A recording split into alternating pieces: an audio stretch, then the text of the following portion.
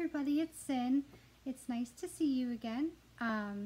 Just the other day after posting a video, I had a viewer suggest a video on how to form a group, or in this case I'm just going to call it a coven since that's the term I use for mine. And that's a super great idea, so thank you for suggesting that. I would like to do an entire workshop on this because it is something that requires a lot of thought and a lot of planning, and I really would like to provide you guys with a super beefed up teaching on it. But for right now, I would like to just do an overview and then give you a look at like what I do with my coven. My cats are about to fight. Stop arguing, guys.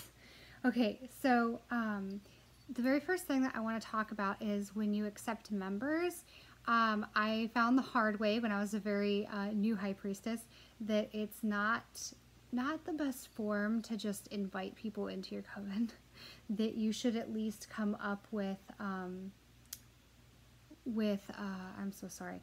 You should come up with bylaws or just guidelines, and then the very next thing you should do is come up with questions, so membership questions. So I'm going to go ahead and start with like the whole creation of the group.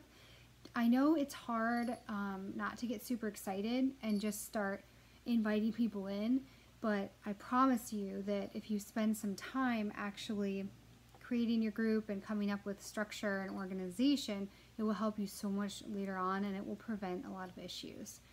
So the very first thing I want to talk about here are guidelines. So these are some of the main points that I sat down and thought about and actually like brainstormed on paper about before I even got the coven started online. So I came up with the purpose of my group, qualifications for membership, how I was going to operate the group, how I was going to conduct meetings, taking attendance, whether I was going to do that or not, and like all the nitty-gritty with that. Finances, which, believe it or not, even if you're a small group, this is something that you need to take into consideration. My cat is very strange. What are you doing? Also, privacy. This is a huge thing for us pagans.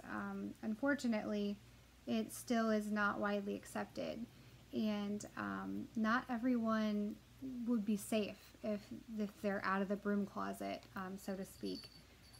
And being in the LGBTQ community myself, I'm not kidding you, being in the broom closet can be, it's not the same, but it is similar. And it should be that way, but that's a whole nother topic. Anyway, so going to move on to the next, no, I have notes for myself over here. So the next thing I said I wanted to talk about was member questions. Some groups are very strict about who they take into their group, and other groups are not strict at all. I'm somewhere in the middle. I don't accept everyone, but at the same time, I feel like what I'm asking of coven members is pretty lax at the same time. So, for example, actually, let me pull up, let's see, I'm going to pull up my notes. I actually have my questions written down. My cat is trying to drink my tea, which is not cool. Bad form, cat.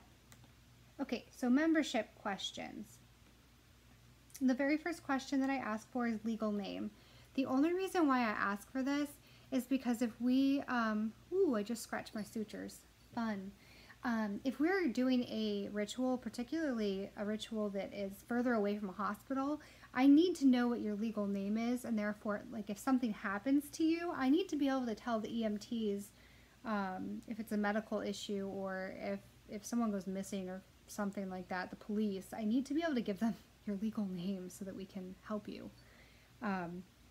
I've never had to call EMTs or anything. It helps that I am an EMT, so I've been able to take care of minor health issues at my house. But legal name is very important to know. And also, if someone were to, I've had this happen once before, and I have a zero tolerance policy with sexual harassment and sexual assault. I had someone harassing members, and the moment I found out, you get out. There's no, that's wrong. But anyway, say that if something more severe happened than what happened in my coven, you might need to call the police. You might need to intervene, and you need to know people's legal names. So also, too, I ask for a craft name, magical name, whatever you'd like to call it. If the person has one and would like to go by that name, then I need to know what it is. If you don't have one yet, it's no big deal. Age. I personally take underage members because I've noticed that there's a huge need for that. There are a lot of groups that do not accept anyone underage.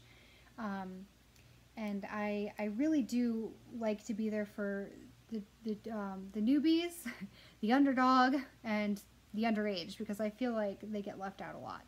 And the only thing I do, I need to speak with the parents first, and I need them to understand who I am, who the group is, what we do, and I need to make sure that it's okay with them.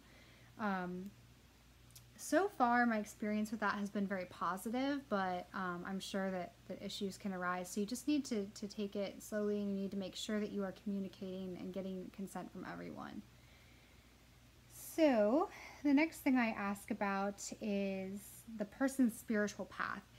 So in some groups, this doesn't matter because it's like a strict Gardnerian path or a strict, maybe a strict like Norse group.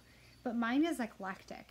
Pretty much any earth-based path is welcome in my group, just so that we are like-minded enough that I'm not losing anybody during teachings and during ritual. So I like to know their spiritual paths, or if they're still searching, so that way when I come up with teachings for the group, I'm coming up with things that can speak to everyone in the group, not just 1 or 2 or 3 people. I want everyone in the group to be getting what they need. And in hand with that, I ask, what are your spiritual goals? You know, would you really like to know how to meditate? Would you really like to understand a bunch of the pantheons? Or going further, would you like to become clergy? Do you want to become a high priestess or a high priest? I need to know these things, so that way, again, I'm being a good high priestess in the fact that I'm providing you with the education, the training, and the opportunities that you need to grow. So that's very important to know. I already touched on this briefly, but my group, I write right here, we have a very strict sexual harassment policy. There will be no sexual comments, questions, or advances permitted without the person's consent. And even then, I ask people, please try to keep that out of the coven, just because it can cause problems later on down the road. But I have all people understand that when you fall in love, you can't necessarily help it. So I take that case-by-case basis and just kind of watch to make sure that no one's doing anything they shouldn't be doing. Bullying, coercion, manipulation, and other forms of harassment are not tolerated as well. We understand that sometimes consensual relationships bloom, and that is okay, but please exercise caution. There are no second chances with sexual harassment, and I ask them, can you comply with this? And if they say no, then that is I'm sorry, but you are not welcome in my group. Hashtag sorry, not sorry. I also have on here, we meet for the 8 Sabbats, and I list them, and I say, you know, we're going to be doing things a little different since we're an eclectic group. Can you be respectful if the way we do things a little bit differently than how you normally do it? Again, if they cannot be open-minded, then my group's not for them, because we are a very open-minded, very fluid, flexible group. I also mentioned that we have a Facebook group. It is currently it is closed. It used to be secret because we had several members, and this goes into safety or privacy. We had several members that it could be a dangerous situation if the wrong people knew that they were in a pagan group, so we had it secret so no one could see. Currently we are closed, so people can see who's in the group, but they cannot see anything written in the group unless they join the group. But I let them know that we have a Facebook group, and that I would prefer that people join it, and that way they can contribute and learn from the teachings and discussions in the group. But that's not really a required thing, because I have had people before that don't have a Facebook. I also have right here, can you promise not to share information we discuss within the coven unless given permission? So my group is not oath-bound like some groups are. However, one time I did find, unfortunately, an old member. She's no longer a part of the coven, but she had copied and pasted one of my teachings that I had put several afternoons of research and writing into. She had copied and pasted it into another group on Facebook that I guess she didn't realize I was also a member of, and she did not credit me with writing it, and passed it off as her own work, which is plagiarism, and it's not right. And so that's why I ask people, you know, we're not oath bound. You can talk about what we do and stuff like that, but if you're gonna like explicitly share a teaching of mine, I really need to be credited for that. So that's how our group operates. So I ask, you know, please just credit me if you're going to use my work, and maybe just give me a heads up before you do it. Also, not all members have loved ones who respect their path, and that is why I ask about privacy. Please, you can share stories and all that, but do not share names. In that sense, we kind of operate like NA or AA or some kind of 12-step group, but I think it's safe. It's just safe and respectful, and working in the medical field, I also just am super used to that. You can share stories, but you do not show or share any identifying information, because that just is respectful and it keeps people safe. So then the last question I ask on mine is just to tell me a little bit more about you. Especially, please tell me what your learning style is. This is vital. This is something that I've noticed many groups do not do. Ask for their learning style, because if they learn differently than other people in the group, you are going to lose them if you are not tailoring your teaching to different learning styles. Please do that for your people. And then also, are there any topics of great interest to you that you would like to learn about? Do you have any kind of medical problems that I need to know about? Just really anything that would be important for me to know, so that way I can support each member, I can help each member grow, and I can also make sure that you're safe. And also, since I have that pulled up real quick, I'm going to jump over to my member info folder. I have an entire folder dedicated to health problems within the coven and allergies, so that way when we meet for potlucks after Sabbats, I don't have to worry about killing someone. And each of my members has their own page in my Google folder, my Google Drive folder for the coven members. And I put their answers to the questions in there, as well as any notes with medical problems, allergies, learning style, stuff like that. So I can close that one now. So now I'm going to jump back into my other thing with notes. Okay, so repercussions of violations and handling issues. You've got to think about this long and hard before you start your group. You need to think about potential conflicts that can come up, and they will come up. A lot of them do come up, and they come up out of the blue, and you need to be ready to handle them appropriately. Think about if you want to be legally recognized as a church. So if you want to do that, then you need to look into the IRS and what your state requires. Eventually, I would really love to make my coven a nonprofit. I am in the process of making it an online school, so that way I can teach people no matter what state they are in. And I actually started a website yesterday. It's brand spanking new, so please give me some time to get it up and running and awesome. My cat is staring at me again. But it is www.celestialsanctuarycoven.com. So if you'd like to check it out, please feel free, and check it out regularly, because like I said, I'm still working on it, but I have several pages ready to look at already. All right, so moving on, I already touched on the medical, psychological, emotional issues. I need to know if there's something going on, so that way I can keep you safe. An action plan. Please have an action plan in place for each person, like an emergency contact, and if you have a DNR, I need to know this. If you have a living will, it's good to have on you, so that way if something does happen, the EMTs can take that with them to the hospital. And a lot of this isn't because I've ever had this problem in my coven before, because I've been lucky enough to not, but because I am an EMT, I'm aware of these things, and I just wish that more groups were mindful of this, because safety really does need to come first. You never know when something will happen, and you need to be ready to respond. And one thing I have learned in EMT training and in the field that I really would like to pass on is if it's predictable, it's probably preventable. So take steps to be safe. So let's see, let's go on to the next. I pulled up an old PowerPoint here that I'm going off of that I made. Okay, so some groups have a dedicant agreement. My group does not. So I'm not going to really go into that since my group doesn't. But we have a member agreement. And that's basically going into the questions and me asking them the safety questions and saying, can you comply? Can you comply? Can you be respectful? Can you be safe? Can you be kind to everyone? And if everyone agrees, then you're in. Okay, so budget.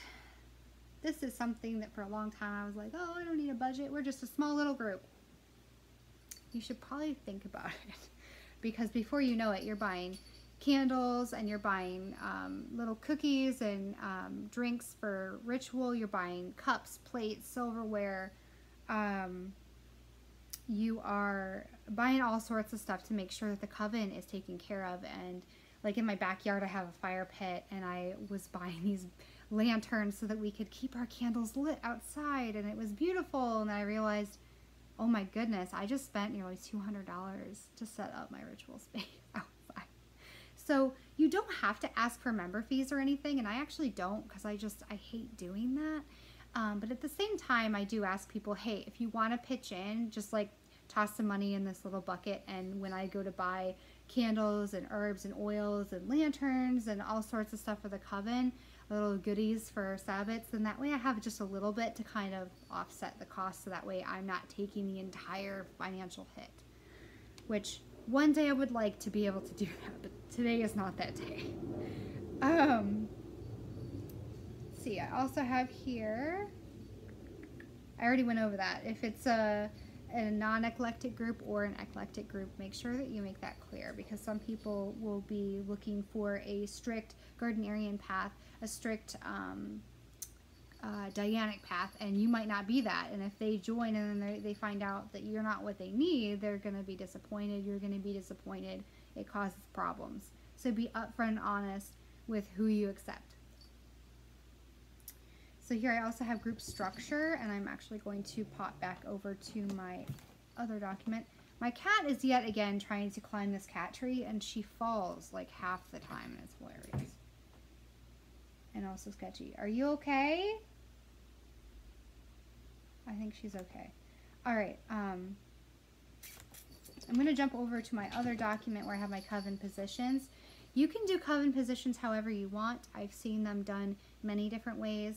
Some groups only have a high priestess and or a high priest, and that's basically it.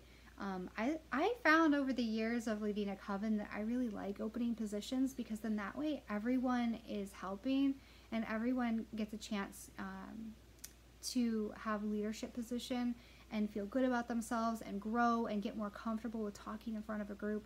And I found that it doesn't just help you within a group, within our group setting, but it has helped people outside of the coven as well, at work, at home, at school. So the ones that I have personally, the first one is a bard, which is someone who researches and keeps record of music, chants, and stuff like that for the coven. It's a really fun position, and if they would like, they also get to help out with the music during ritual. I have security, people who would like to help with security, just to keep everybody safe. If there's an argument, which I haven't ever had an argument, but if there is an argument, they can help bring that down calmly and help there be some conflict resolution. If anything were to happen that the police need to be called, they would be the ones responsible for that.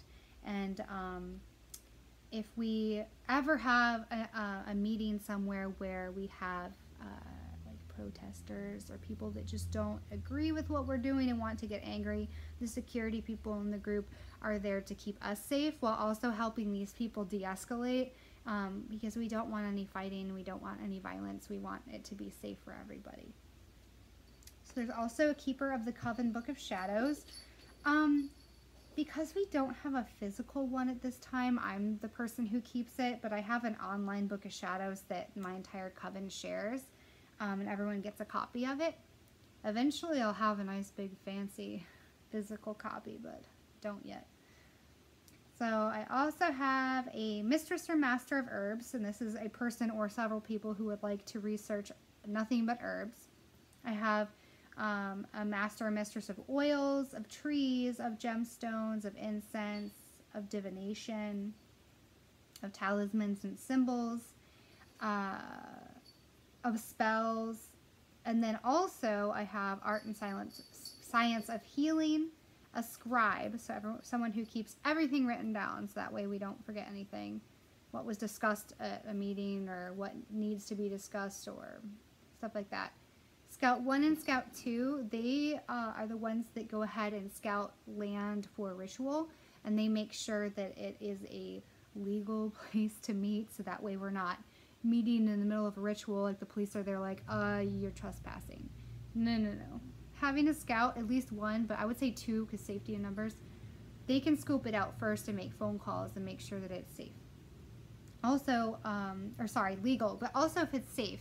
You know, if you go and you find that like the land is swampy, then you might not want to meet there. If there's animals, stuff like that. Back up in Michigan where I'm from, you might run into bears, so you should probably be safe. Let's see. Fire tender, someone who can safely tend the fire, and that is not me because I admit I'm a bit of a pyro, so I know that I need to kind of stay away from it for the most part. A games and activity coordinator. This is so vital because having fun is so important. A deity scribe. This is someone who researches all the different pantheons and notates all of that information. The crone. This is a very vital position, and this is something that I would recommend that every group has, especially because I am a younger high priestess. I just turned 30 late last year. I guess that's still young. Maybe. The crone is someone else in the group, and I don't really believe in traditional gender roles, so I'm fine with this being a male. But it is someone who is able to serve as counsel to the high priestess, so that way if we're getting a little overzealous or we're getting a little wackadoo-ish, the crone can kind of pull you aside and give you some wise guidance and help you kind of stay in your wise mind. It's a very vital position, if I haven't said it already.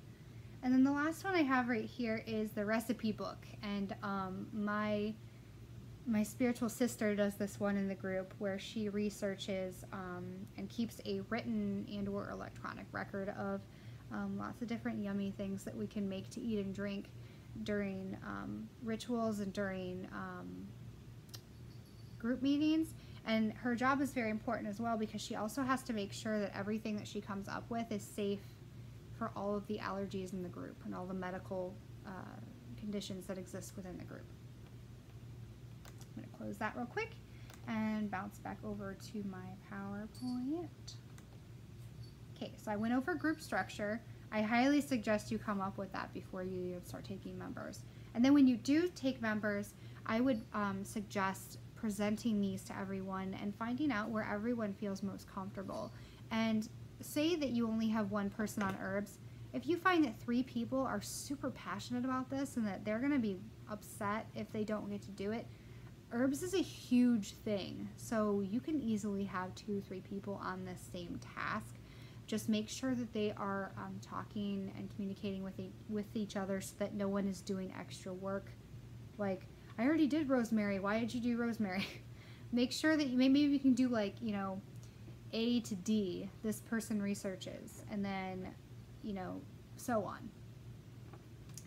So let's see. Also, some groups also include, I already said, someone to watch over coven texts, someone in charge of youth activities.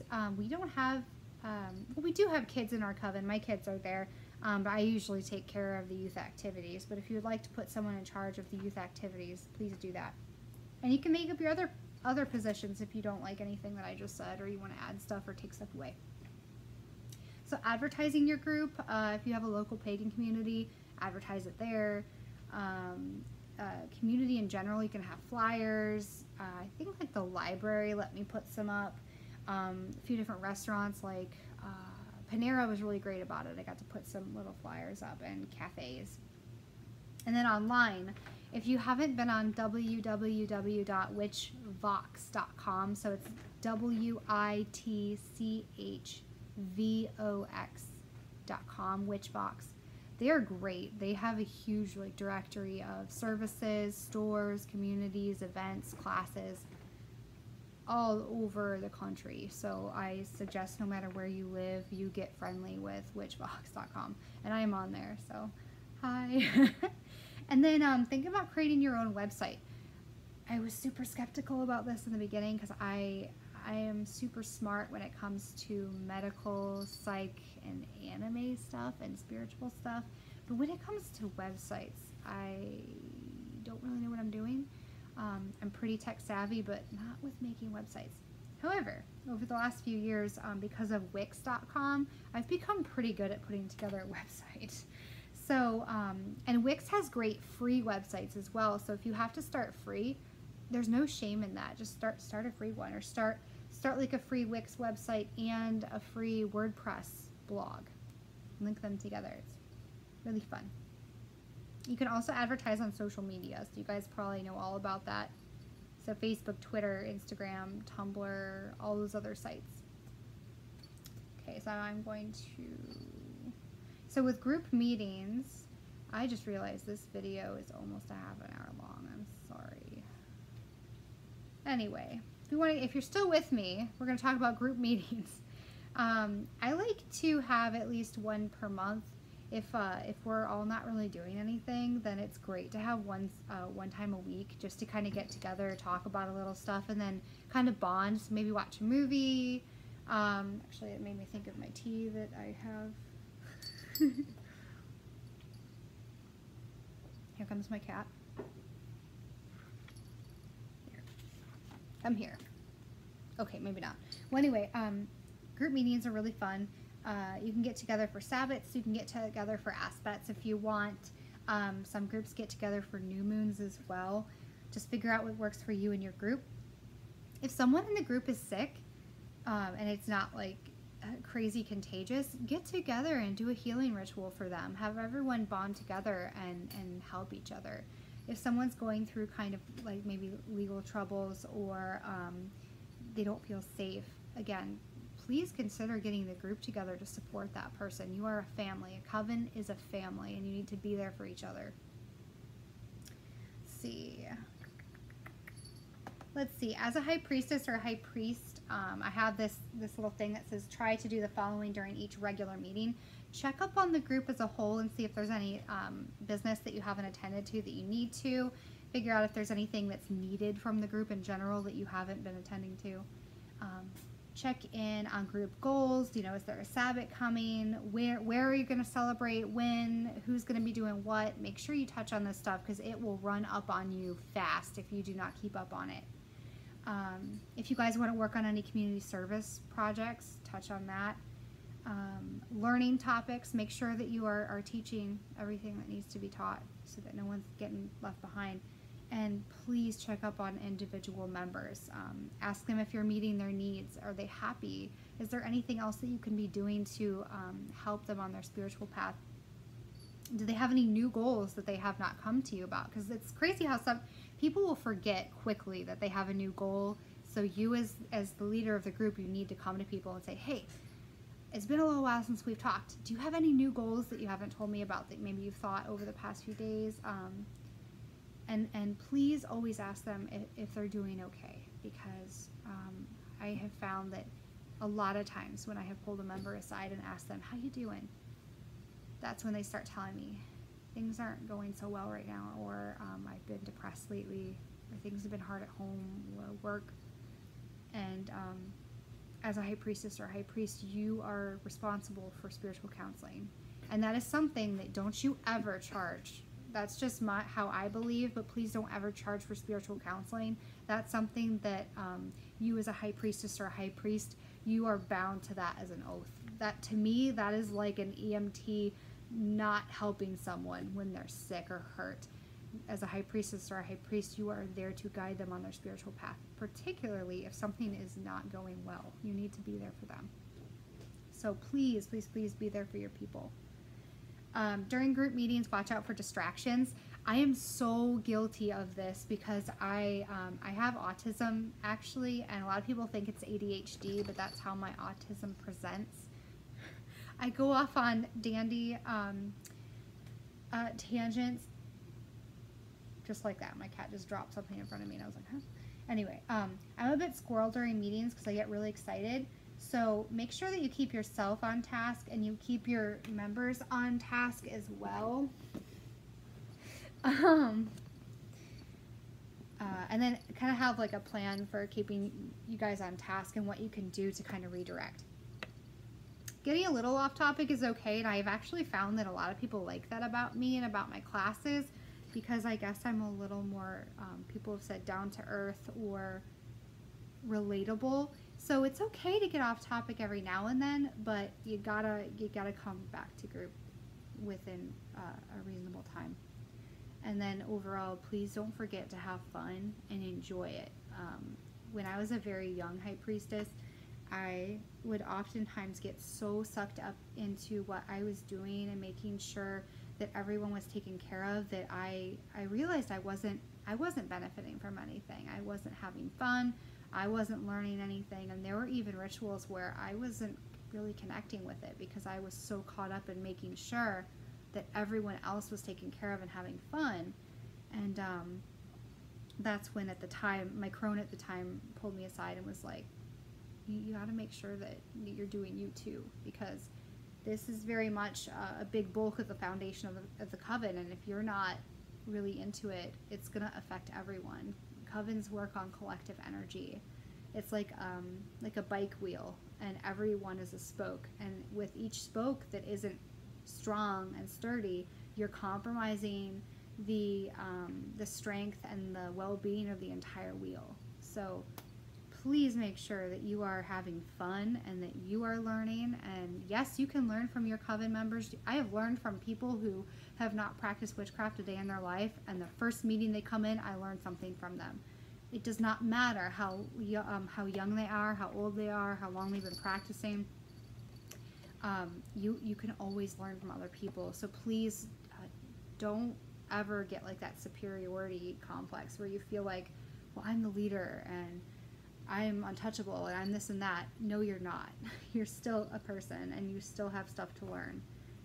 And you, as a high priestess or a high priest, you are an eternal student. So there's that.